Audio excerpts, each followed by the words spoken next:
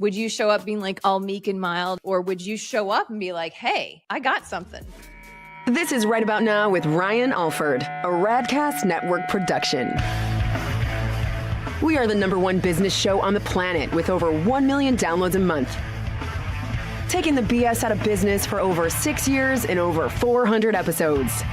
You ready to start snapping necks and cashing checks? Well, it starts right about now. Hey guys, what's up? Welcome to Right About Now. We're always talking about what gets you right and what makes it today actionable. That's what we're about. Today's about action. It's about purpose. It's about goals, but goals don't matter unless you're making them happen. We all get in our head a little too much, myself included. That's why I'm excited for today's guest, who's actually one of the stars on our podcast network. She is Anniston Riekstins. Hey, Aniston, what's up? I am so happy to be here. I've been really excited about this conversation. I know. We all want to get hired at certain points. If the universe is hiring, I want to get hired. You know, like I love the time. You got a new book coming out. It's The Universe is Hiring. We'll talk about that here in a bit. But I did love the title. I had to get that out. I was like, yes, because it was like I hear a lot of titles of books where I go, I've heard it 1,000 times. I have not heard that one, and it really sunk with me. So bravo. Well, thank you. And I honestly cannot take credit for it at all. It was one of those moments where I was like in a meditation and it just landed. I saw the book cover, I saw the title, I had the outline. It was just like, it was like a present that landed in my brain. So I can't take credit. I don't know where it came from, but thank you. Yes. No. Well, bravo. We're going to get to that. Aniston is one of the co-hosts of the Empowered Life podcast on the Radcast Network and also an SVP at a large company. She's a leadership coach. She's kind of a do-it-all, I think it sounds like. So how do you keep it all together, Aniston? You know what? I think I've had to get really discerning, and I'm sure you can relate to this, Ryan, because you've got a lot going on too. But, we all have a plate. And I think when you actually take the time to get really clear about what's on your plate and what do you actually want to be there and what is necessary, that you realize that a lot of the things that you're saying you don't have time for or that you're saying isn't possible is just a story, and that you can reallocate the space around. And that's what I feel like I've gone through this process over the last 15 years of really like arranging my plate with just the things that really light me up, like spending time with my kids, obviously, and Rudy and my job, but also the things that really fulfill me, like writing and podcasting and coaching and the time. You create the time, right? Like the time, it's amazing what you can do with time when you start to get really discerning and say no to things that are not for you or that are not really necessary. I led the witness a little bit there because I have this firm belief that we make the time for what we want to make it for, and everything else sort of starts. I think we start. I'm not belittling anyone or judging anyone when I say this, because I do think you nailed it with the story thing. Like we create these narratives and we convince ourselves, like, oh, I just don't have time for that. I can't get to that. But we make time for what we want to make time for, right? Don't we? Mm-hmm. Don't we? And everything else gets kind of bucketed over here. And I think you subconsciously start to make that a valid reason why you don't do it, but it doesn't necessarily make it valid, right? Nope. I think having really questioning your relationship with time is an important exercise that I think every single person should do, because it becomes a scapegoat. And so, for instance, if there's something that was really, really important to you, you would carve out the time, right? And it might come as a cost of something else. Like when I was writing this book, I wrote it between the hours of 4 a.m. and 6 a.m. in the morning, because that was the only time I knew I was going to have a quiet house. That's when I'm my most creative, like in that flow. The cost was I was in bed every night at 8:30. Like the cost was late night Netflix. It was going out for late nights and late dinners. I couldn't have both. but this was more important to me. So it was a choice. Yeah. And you compartmentalized it in that way. And I think that's the one, I don't know, skill set that if anyone can learn, it's like you have to sort of compartmentalize these things and compartmentalize the steps that it takes to get it done, right? And this is what I love about the book and about what I'm sensing from you. I'm an action guy. Like we could talk about shit all you want, but like let's start doing things. Like, because there's always you're planning, and it's sort of I love personal development and coaching. I do. I believe in it, especially high level ones like yourself and Rudy, that are just high quality. You can get so much out of it, and you don't know what you don't know. My only trepidation with the industry is just learn. I've got all this stuff. Okay, when are you going to do it?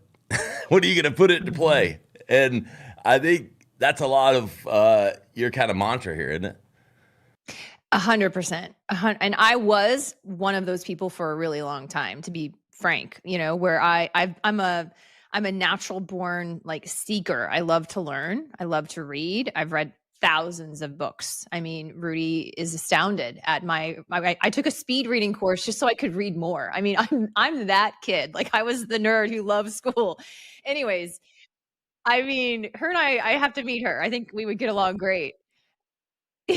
But a point came where I was learning so much, I was consuming so much information, but nothing was really changing in my life, right? I would read a really great personal development book, and then I'd be like, oh my God, I feel so great. And then ask me 2 weeks later, and I wouldn't be able to tell you anything about that book.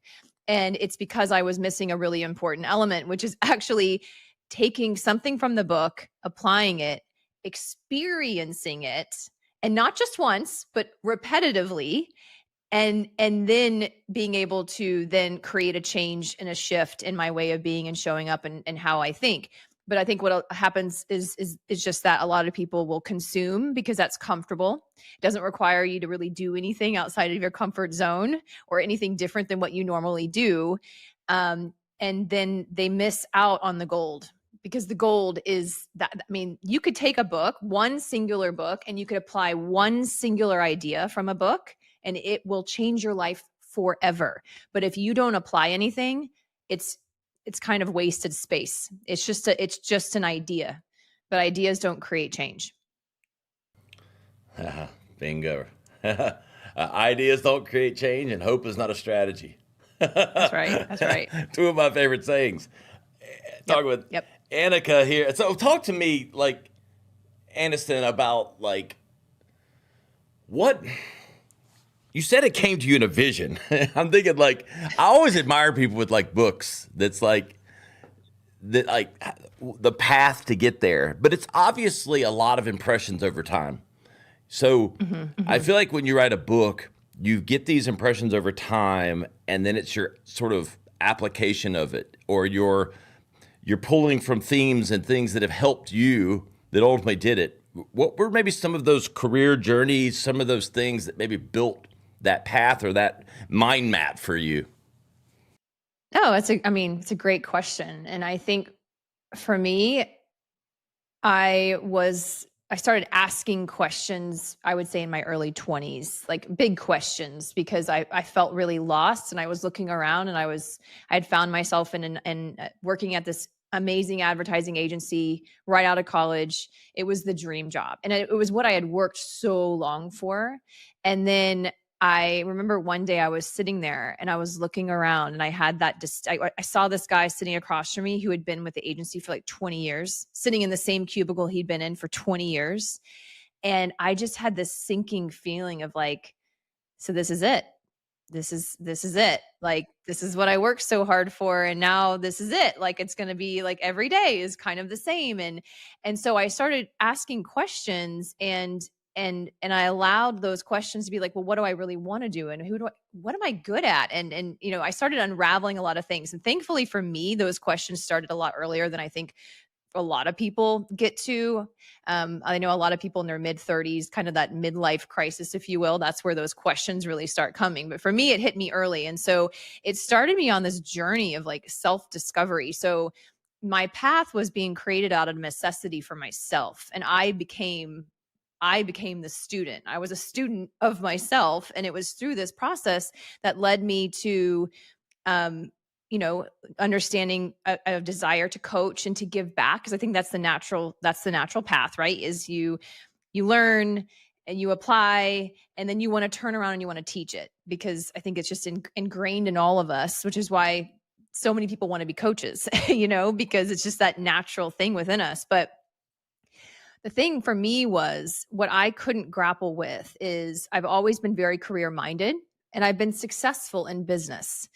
And yet, on the flip side, at home, behind closed doors, I was Miss Spirituality, married to a coach. We were hosting coaching sessions in our home for years. I mean, like having strangers come in. Nobody at my work knew about this. Like, it was like I was living a double life, is what I felt like. I had all the things that really filled me up. I was writing in the mornings and I was meditating and I was having this whole experience. And then I would like button it up and go into the office and sit in the boardroom and, be a badass executive. And that was kind of my life. And that worked until such a time as the desire to grow that real authentic part of me, what started really kicking in. And I wanted to launch into coaching, and I wanted to be a speaker, and I wanted to share all of these things I was learning. But that fear of like, what will they say? Oh my God, they're going to fire me. They're going to think I'm a crack, a quack. They're going to think I've gone off the deep end. And all of those fears kept me very, very small. And so you kind of hit that point where you're like, what am I going to do? And I finally had to make the decision and the leap that I was going to have to start showing up and to face that fear. And what's interesting, Ryan, is I had, thankfully, someone came in, that person being my husband, showed me how to do this, because at the time I was working as a director at a company, a very large company, and they headhunted Rudy because they needed someone to come in and lead their sales teams. He was taking a break from his companies and he was like, fine, okay, I'll go do it. I sat him down and I said, Rudy, this is not one of those companies that you can just come in and just say everything that you're thinking and, bring all of these spiritual ideas into. I mean, it's very corporate, right? And I was like, so you might have to just be thoughtful of what you're saying. And he was like, I have no intention of doing that. He's like, I'm going to show up and be me. And if they don't like it, like, okay, fine. What do I have to lose? Then I'll go somewhere else or I'll do something different. And I was petrified for him and for me, because what would that look like for me? I was his wife. Anyways, to my surprise, when he came in all of his glory and all of his rudiness, he approached these sales teams as he would as a high performance coach and as a spiritual teacher. And it worked. Like, it worked. People loved him. The revenue went like through the roof. Like, the company was having gains like it had never seen. And I just sat there with a mouthful of teeth. Like, all these years I've been here, I could have been doing all of this. And instead I've been allowing that fear to stop me. And I know I'll never get where I want to go unless I can start being who I want to be. And that means everywhere, not just at home. It means at the office, at the grocery store, as a mom, you know what I mean? And that was the big turning point for me. And so when I received the idea for this book, to your point, yes, I received it. And I was like, one of those things, I was like, huh. And I wrote it all down. I was like, that's such an interesting concept. I'll think about that later, because I was like, I don't think I have the time to write a book at this point. But it wasn't until I started training on these topics a lot, and I would get people come up to me and they would say, is there something else? Like, you've really, tweaked something within me. Like, I'm thinking about a lot of what you're saying and I want to continue with this work. Do you have a book? Do you have something I can take and like work with? And I was like, no, but I could write a book, and I already have the whole outline because I got it in a download one day. So long story short, yes, this was the path, and it was certainly a path, and I was the student of the path. And I still am a student of this path. Yeah. So much to sort of unpack there. I want to start by saying there was look, like as I mentioned, The Empowered Life is on our network. Rudy and Anniston show is amazing. This is not a, I'm just telling you, do yourself a favor, go listen. You won't stop. So, but in all seriousness, the moment we got on today, and Rudy and I have a lot more contact than you and we started talking. I came up in the ad agency business, and I was like, there's a familiarity with Aniston that's this like badass advertising, like person, like that I would go to another agency and be like, God, she's a badass. I respect the hell out of her. And it was kind of like that mutual respect thing, like because you know how it is with agencies to agencies when you're an agency to agency meeting. Oh, yeah. I was like, that was totally the vibe I got when you got on. I'm like, you reminded me of like New York ad agency, badass. So that's the highest compliment I can give you. That was Well, thank you. I'll take it. I didn't know you were on the marketing and ad side.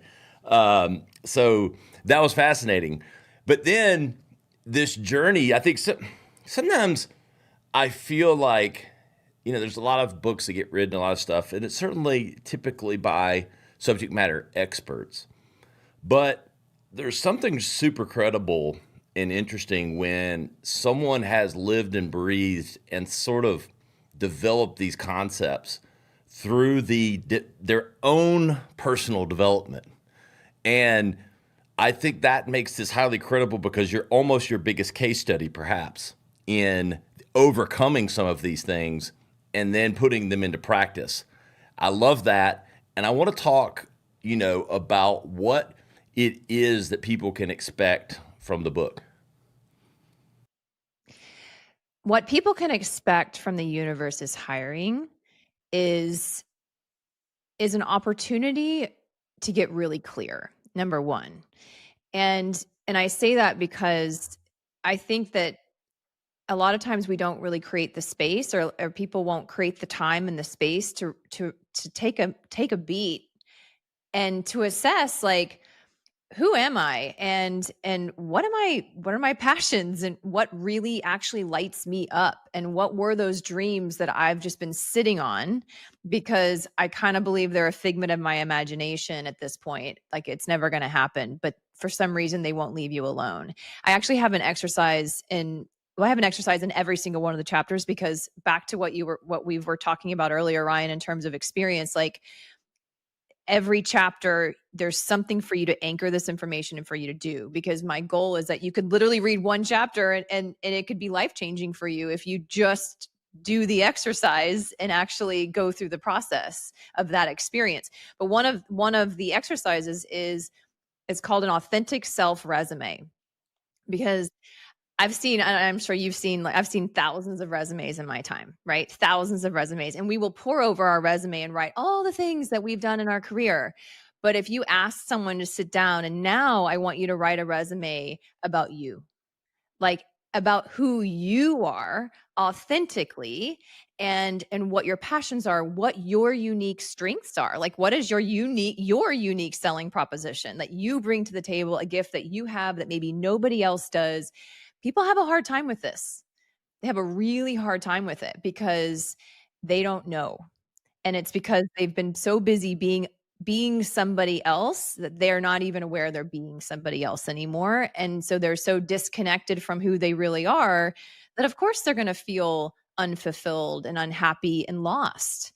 And so my goal in the beginning of the book is really to help bring people back and to who they are at their core, like and then from there, give them a roadmap and a step of like, how can you start today, being who you came here to be and fulfilling the role that I believe that we all have uniquely, one that's been created for us that we are meant to fulfill and that we're uniquely being qualified for every single day through our experiences. The universe is hiring. Discover the role you were born to fill. Talking with Anniston Riekstins. Look at there. I got it. Yes. Aniston, talk to me. I think when I hear you say people finding their purpose And, like, is it self-doubt? Because I'm sitting here going, I think some people are confident, so maybe it's not self-doubt always, but is that what it is 9 out of 10 times? Is it just self-doubt, or is it an inability to take action that isn't guaranteed to succeed? I feel like those are two very different things. They sound similar, but they're different. Some people just question, they're just naturally unsure of themselves. And then some people just don't like the unknown, right? It's a different kind of fear, right? It's a different kind of fear. I think to answer your question, it's both, definitely both. And I think you hit two of the core obstacles that people have. I think one of the things in terms of self-doubt, if you, Ryan, if you knew for a fact, if someone said to you, you have a gift that nobody else has and nobody else will ever have for the rest of eternity, right? You have this gift and it's a superpower. And when you start to utilize it and you start to work on it and perfect it and become a master of it, that when you share this gift, it is going to light you up in a way that nothing outside of you can. Like no amount of money, no amount of things, no amount of relationships, but this.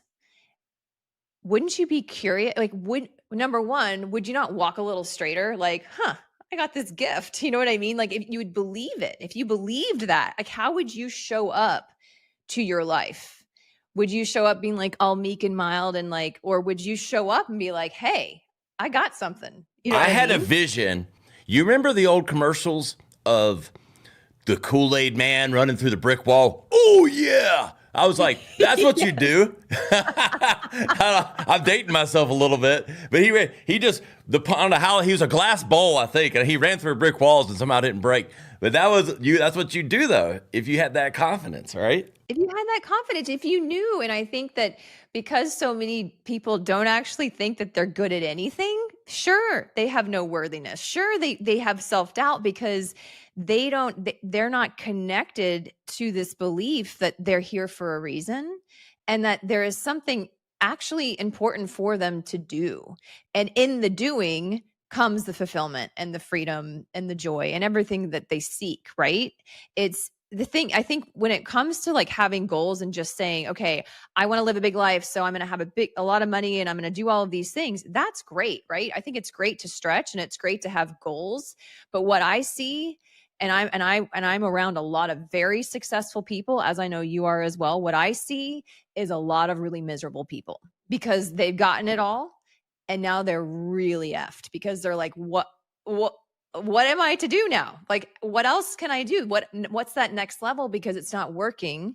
And instead of asking themselves like, okay, what, when I do it, really fills me up? Like, what is the thing that lights me up? And what if I just started doing that in addition to everything else I have going on in my life? How would that shift things for me? And what I find is that when you start doing those things, and it doesn't necessarily have to be tied to your paycheck. It could be, I have a friend who, her love is for fostering puppies. Like that's her thing. She loves animals. She has a very high paying VP level position at a very large company, but on the side in the mornings and when she gets home, and this is what she's doing, but it is growing. It's something in her life that's starting to grow. And I wouldn't be surprised if it doesn't turn into a business one day, because that's the nature of our purpose. When you land on it, it will start to expand in ways that you can't even imagine or fathom.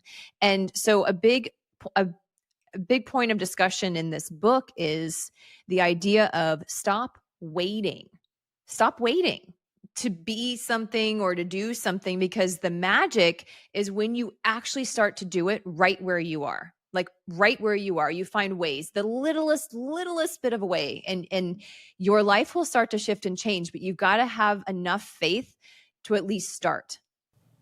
Faith is the word, isn't it? Mm-hmm. I mean, that's really what a lot of this comes down to. It's like Yeah. faith, because like, I mean, not to get spiritual and gospel on you, but like, I mean, it's the belief in what you can't necessarily see. Yes, the non-tangible, no matter what it is, whether that's God or purpose or, like how you're going to make something happen that you don't know exactly what the steps are, but you have to stack the actions. I got a question for you that's not necessarily related to the book, but maybe in this whole realm. There's a lot of this talk around the journey is everything, and versus because like the successful people that I run into are always on journeys, the ones that are happy, and myself included a little bit. And I've turned into my father a little bit with like little things and that I like to do, projects, so to speak. I never understood about my dad. I'm a kid, like young. Now I get it.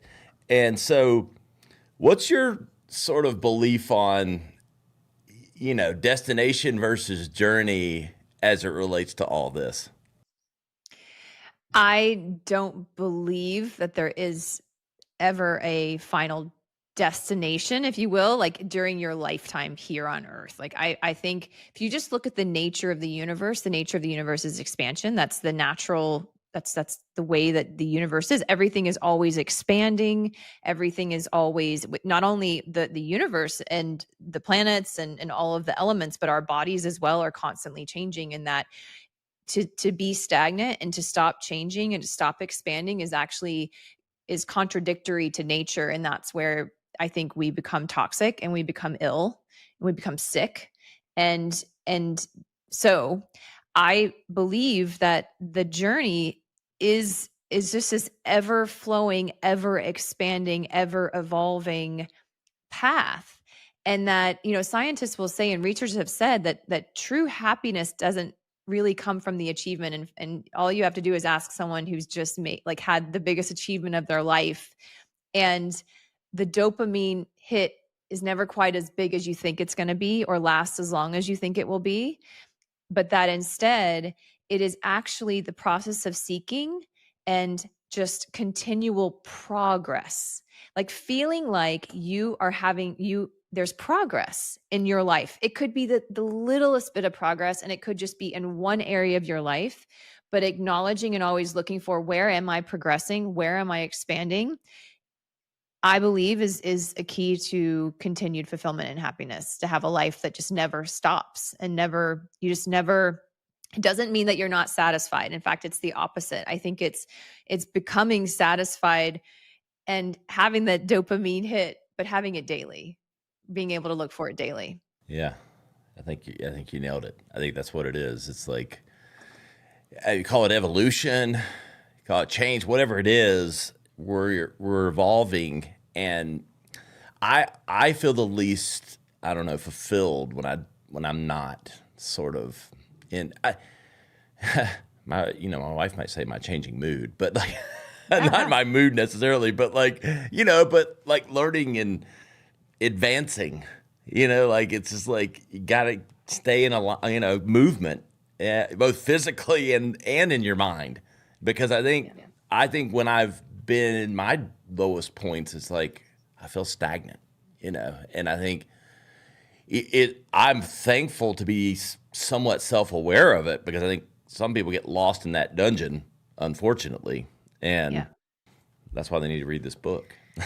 Absolutely. And a really quick way out of that, at least in my experience and from what I've seen with a lot of, so many different coaching clients, is just, if you want a quick way, a detour out of that stagnancy, is through service. It's through somehow saying, all right, who can I pour into today? What can I uniquely give to someone today? And make that your focus. And I'm telling you, there's a magic in that. It's like, you just taking your eye off of what you think is making you upset or angry or frustrated or is in your way, and putting it instead on serving somebody else. By the time you're done, you come back and things have changed. It's like you no longer have that same energy about where your life was.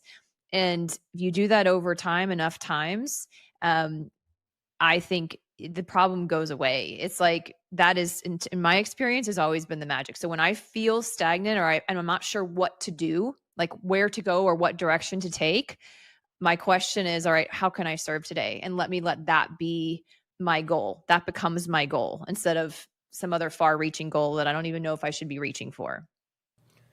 That's $1 million advice right there. That's going to be a highlight clip. I'm just going to go ahead and tell you, because it is so true. And it does a couple things. It takes your mind off of yourself, and then sometimes, like, what you're serving, you're like, wow, I don't have it so bad. So it might be that, like, for helping with the other problem. And then also it gives you a purpose in serving that reframes your entire mind, that opens pathways for which new evolution to take place. And that is incredible advice. Boom. I love that. How do people, like, I think some people think they hear that and it's like, well, how can I serve? I mean, so is it like, it's like going down to the local charity, or like what do you do? Like, I think, like, people sometimes, you think it's obvious, but I don't know. Like, where do people find, ways to serve? And do you mean it like literally serving within like your own company, or like serving, like a outside thing? I think it can differ. This is where, like, I journal in the mornings. Like, that's part of my priming process in the morning is I always make time to journal. And so my process is I just kind of write down the question and I see what comes to me. Like, okay, how could I serve today? And while I always think, it seems like, oh, that's really aspirational to want to be this way. Honestly, it is the most selfish thing I do, because I know that when I do it, I always feel better, right? And yes, it helps other people, but selfishly, it feels really good, right? To do that. So sometimes, actually last week, I'll give you this example. I woke up and I was just having a day, because you do. Like, there's no person on this planet, I can tell you, lives at a 10 every day. It's not possible. And to think that it is, you're setting yourself up for a lot of disappointment. There's the pendulum. The pendulum will always swing. So you're going to have days where you are like on a high, and then you're going to have days that it swings back and you're just like, I don't know what happened, man. Like, I just don't feel right today. I'm not in it. I'm just not feeling it. And so, I sat there. I didn't have a lot of time because I was training that day. And so I grabbed my phone and I sent 5 text messages. I sent one to my dad. I sent one to a coworker. I sent one to an acquaintance who I don't know very well. I sent one to like a distant family member, and then another friend. And I said, I just want to tell you I love you. And here's all the things I love about you. And can I just tell you, like, as I'm like writing those text messages, not only did I feel great, right? And it shifted my energy, but all day long, I got messages back from them. And one particular of the recipients came back to me and said, like, you have no idea how much I needed to hear this today. Like, this didn't just make my day, it made my month. And it was free. It took me 30 seconds. And so we don't have to complicate it. And some days it's in a big way. I'll get an idea or an inspiration. One time I did this, and it led to us starting an entire virtual group that lasted for 3 years. It was from this one question: how can I serve today? And I got the idea, and you just got to follow the inspiration. You'll be shown. If you ask the question, I believe this is a spiritual law, that if you ask the question, you will get the answer. You just have to be open to receive it and be willing to take action on it. Yeah, bingo. Receiving, it's the hardest part for some people, I think. And yeah. But that's when you have to open these pathways, and you have to read books like The Universe is Hiring. So the Empowered Life, there's a lot of connections here with the book, with what you guys do with Empowered University, helping busy professionals get into this mindset. That's really what we're talking about here. It's a mindset. It's learning mindset, but action. So talk to me about what you're excited about with what you're doing with coaching and leadership and the podcast. Well, a lot of my coaching is within a business setting, and same with Rudy. And what we've learned is people are people wherever they are. And when you coach the individual, right? When you can coach the individual and you start at the foundation and you can help them shift into a better, more empowered mindset, and where you can help them connect to their purpose and why they are in the position that they are in, because there always is a reason. You just have to learn to look for it. That things start to shift and change. And I believe that every single individual in a company has the potential to be an A+ player. Every single individual, if you're a business owner and you're listening to this, or even if you just work for a company, everyone that you work around, like everyone has the potential to be the worst or the best within them. It's about, and I think it's the employer's responsibility, in my opinion, if you really want to maximize your team, to support your team and helping them reach their highest potential individually. And that doesn't just mean professionally. I think it means personally as well, because it's all the same. And so what I love is that we bring all of those concepts, which haven't historically been in a business setting, into business settings and into boardrooms. And it's unbelievable what the changes that can happen, not only from a revenue perspective, but just tenure and just making people just overall and employee satisfaction and happiness and their connection and their willingness to be vulnerable. I don't know.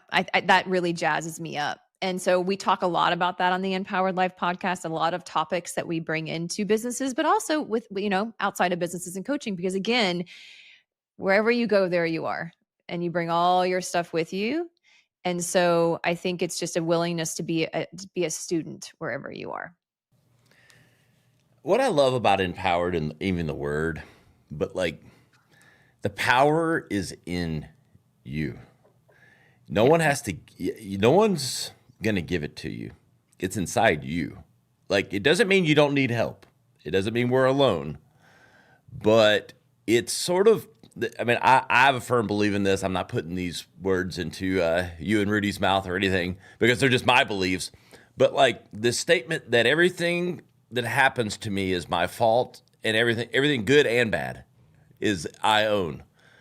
And that is in power. Like that's acknowledging that it's within me to do great things, to find my purpose, to live it, to take action, to have the life that I want.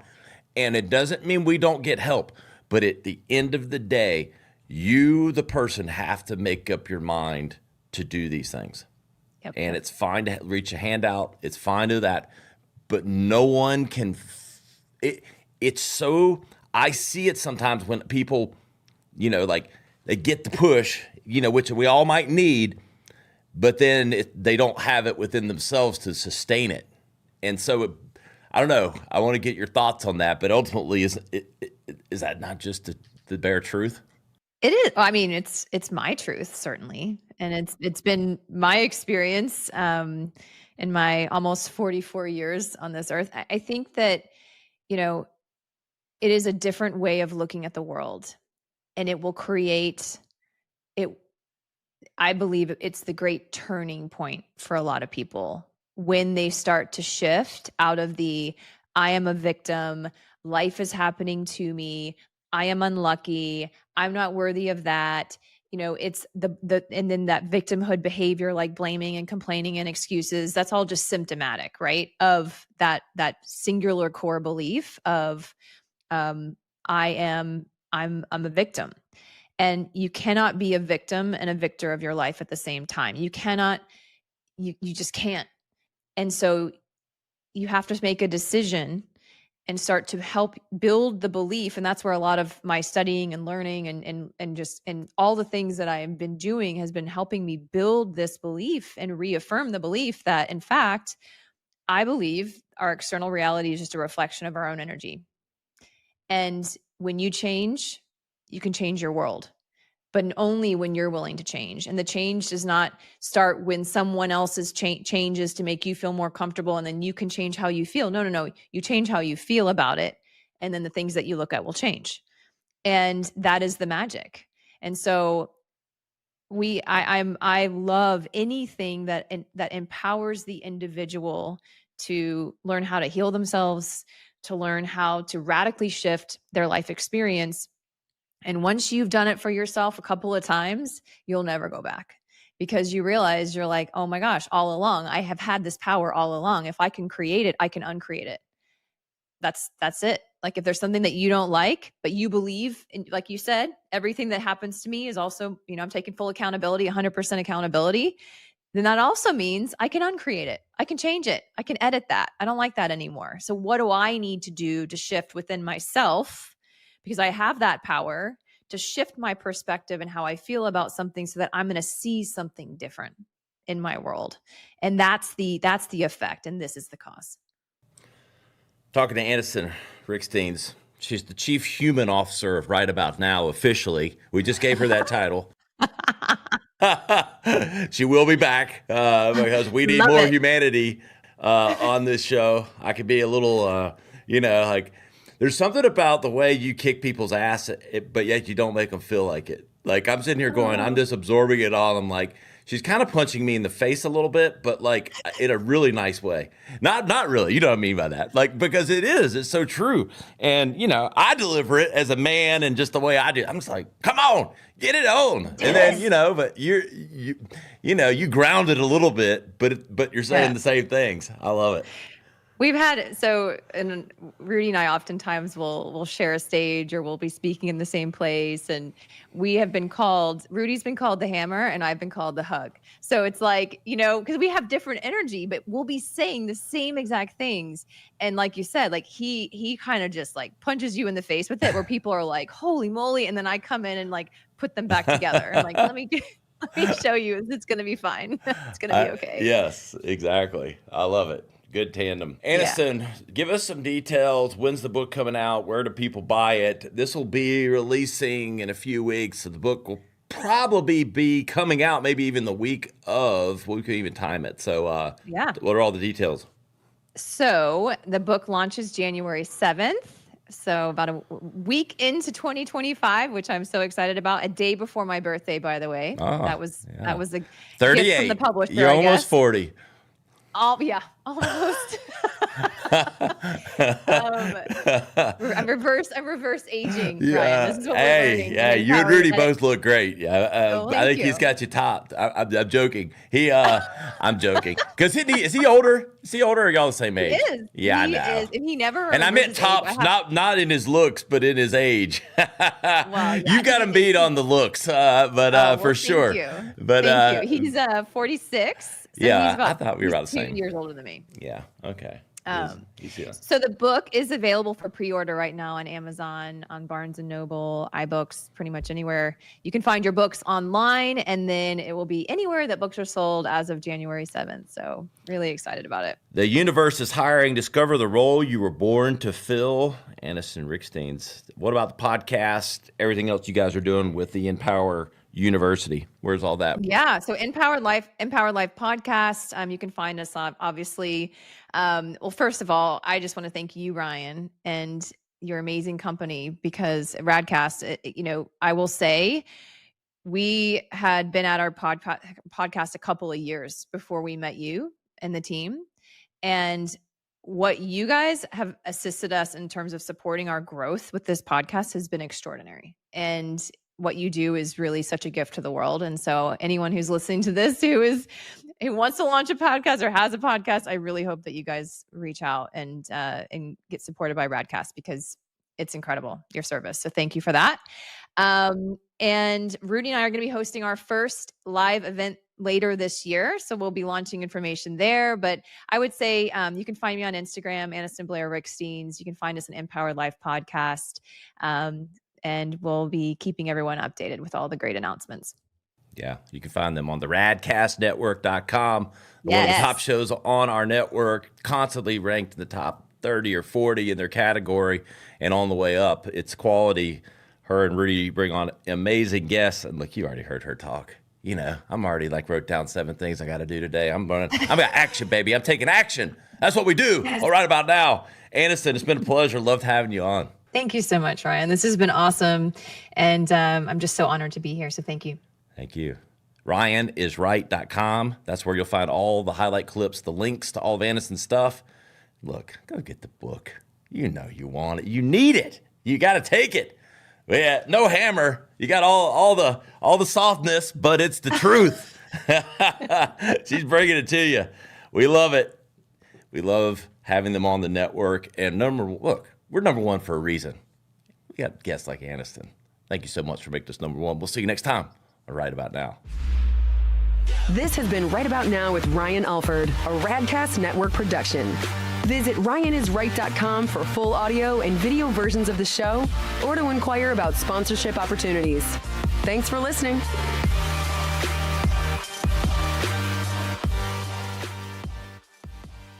If someone said to you, you have a gift that nobody else has, if you believed that, how would you show up to your life? Would you show up being all meek and mild, or would you show up and be like, hey, I got something? This is Right About Now with Ryan Alford, a Radcast Network production. We are the #1 business show on the planet with over 1 million downloads a month. Taking the BS out of business for over 6 years and over 400 episodes. You ready to start snapping necks and cashing checks?